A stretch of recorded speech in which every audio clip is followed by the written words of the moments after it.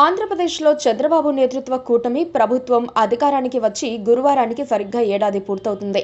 ఈ ఏడాది కాలంలో చంద్రబాబు, ఆయన కూటమి నేతలు, నారా లోకేష్ టీం చేసిందేంటంటే హల్లికి హల్లి, సున్నాకు సున్నా అని ఆంధ్రప్రదేశ్ జనం బహిరంగంగానే చర్చించుకుంటున్నారు. ఎన్నో ఆశలతో తాము జగన్ రెడ్డిని సాగనంపి చంద్రబాబుకు ఓటేస్తే అవన్నీ అడియాసలయ్యాయని సామాన్యులు గగ్గోలు పెట్టే పరిస్థితి వచ్చింది.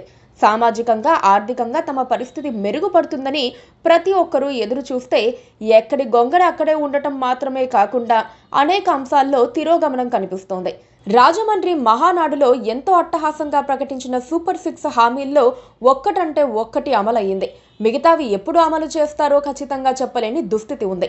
షెడ్యూల్ ప్రకటిస్తారే కానీ వాటి అమలుకు ఎలాంటి చర్యలు తీసుకోవటం లేదు. ఉచితంగా 3 గ్యాస్ సిలిండర్లలో 2 మాత్రమే ఇప్పటి వరకు ఇచ్చారు. ప్రస్తుతం చంద్రబాబు ప్రభుత్వం కొత్త గేమ్కు తెరతీసింది. సిలిండర్ల బదులు 2,700 రూపాయలు లబ్ధిదారుల ఖాతాల్లో వేస్తామని అంటోంది.